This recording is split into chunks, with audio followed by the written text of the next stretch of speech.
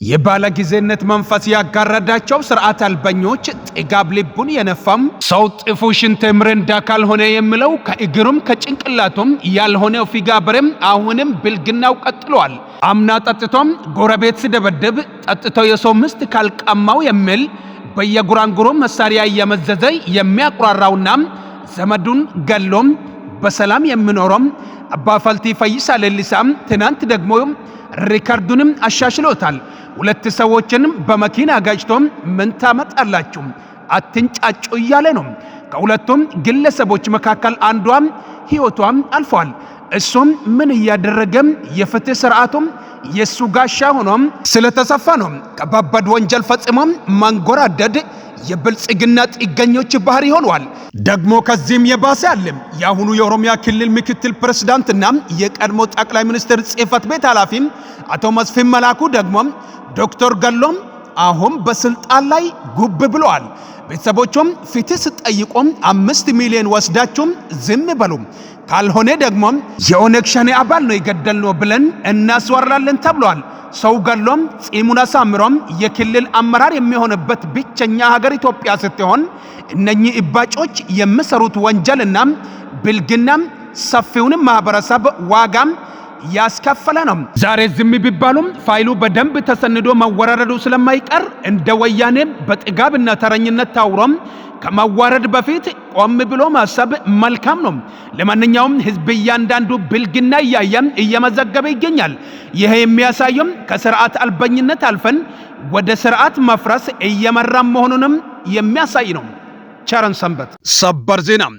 የሰዓታት ጉዳይ አሜሪካ በኢራን ላይ የሳምንታት ጥቃት ለመሰንዘር ቆርጣ ተነሳች። የኢራን ከፍተኛ ወታደራዊ መኮንኖች በበኩላቸው ማንኛውም ጥቃት ከተሰነዘረባቸው በአካባቢው የሚገኙ የአሜሪካ የጦር ሰፈሮችና የነዳጅ መሰረተ ልማቶች የአጸፋ ጥቃት እንደሚሰነዘርባቸው ዝተዋል።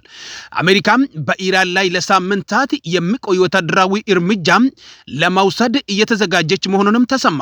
የአሜሪካ ጦር በኢራን ላይ ለተከታታይ ሳምንታት ሊዘልቅ የሚችል መጠነ ሰፊ ወታደራዊ ጥቃት ለመሰንዘር አስፈላጊውን ዝግጅት እያጠናቀቁ መሆኑን ከፍተኛ የፔንታጎን ባለስልጣናት ገለጹ። ይህንን እርምጃ ፕሬዝዳንት ዶናልድ ትራምፕ በቴህራን ላይ እየተከተሉት ያለው ከፍተኛ ጫና አካል መሆኑንም ተመልክቷል። እንደ ሮይተርስ ዘገባ ከሆነ የአሜሪካው መከላከያ ሚኒስቴር ፔንታጎን በመካከለኛው ምስራቅ ያለው የኃይል ሚዛን ለመቀየር የሚከተሉትን ስምሪቶች እያከናወነ ይገኛል። የዩኤስኤስ ጄራልድ አር ፎርድ የአውሮፕላን ተሸካሚ መርከብ ወደ ቀጠናው እንደሚቀሳቀሱም ታዟል። በተጨማሪም የኤፍ-35 እና ቢ-52 ስትራቴጂካዊ ቦምብ ጣይ አውሮፕላኖች በኳታር እና በተባበሩት አረብ ኤሚሬቶች በሚገኙ የአሜሪካን የጦር ሰፈሮች እንዲሰፍሩም ተደርጓል። ጥቃቱም የኢራን የኒኩለር ማበልጸጊያ ተቋማትን ብቻ ሳይሆን የኢራን አብዮታዊ ዘብ የአርጂኤስ የትዕዛዝ ማዕከላትና የሚሳኤል ማከማቻዎችም ጭምር ያነጣጠረ እንደሚሆንም ተገልጿል። ከፕሬዝዳንት ትራምፕ የተሰጠው ማስጠንቀቂያ ፕሬዝዳንት ዶናልድ ትራምፕ በሰሜን ካሮላይና ገኘም የፎርት ሊበርቲ የጦር ሰፈር ባደረጉት ንግግር ኢራን ባጭር ጊዜ ውስጥ ወደ ድርድር ጠረጴዛ ካልመጣች ዋጋ እንደምትከፍል በግልጽ አስጠነቅቋል። ኢራን በ30 ቀናት ውስጥ አዲስና ጥብቅ የሆነው ስምምነት ላይ ካልደረሰች ውጤቱም ለቴህራን መንግስት እጅግ አስከፊ ይሆናል፣ ዓለም አይታው የማታውቀውን እርምጃ ይጠብቃቸዋልም ብለዋል ፕሬዝዳንቱ። የቀጠናው ስጋትና የኢራን ምላሽ ይህንን የአሜሪካ ዝግጅት በመካከለኛው ምስራቅ ከፍተኛ ስጋት ፈጥሯል። የኢራን ከፍተኛ ወታደራዊ መኮንኖች በበኩላቸው ማንኛውም ጥቃት ከተሰነዘረባቸው በአካባቢ የሚገኙ የአሜሪካ የጦር ሰፈሮችና የነዳጅ መሰረተ ልማቶችም የአጸፋው ጥቃት እንደሚሰነዘርባቸው ዝቷል። የዲፕሎማሲ ባለሙያዎች እንደሚሉት ከሆነ የትራምፕ አስተዳደር ይህን ወታደራዊ ዝግጅት እያደረገ ያለው ኢራን በኒኩለርና በሚሳኤል ፕሮግራም ላይ እንድትደራደር ለማስገደድ እንጂ የግድ ወደ ጦርነት ለማግባት ላይሆንም ይችላል። ሆኖም ግን እንዲህ ያለው ከፍተኛ ወታደራዊ ክምችት በስህተትም ቢሆን ወደ ለየለት ጦርነት ሊያመራ እንደሚችልም ተመልክቷል።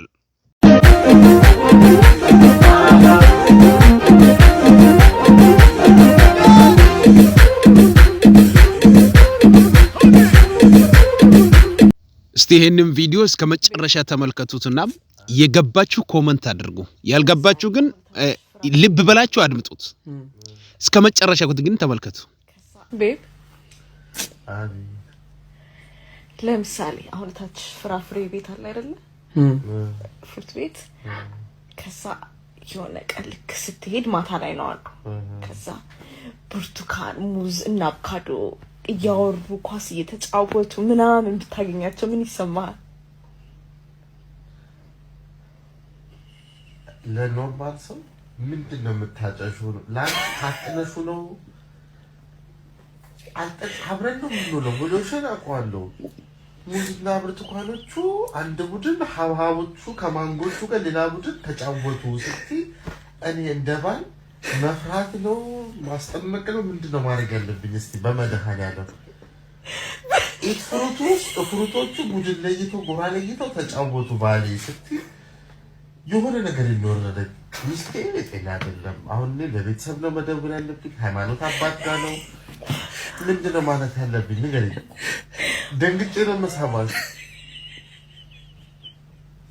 ፍሩቶቹ ቬጅቴብሎች ውስጥ አሉ ጌም ውስጥ እነሱ ተቀያሪ ናቸው ነበር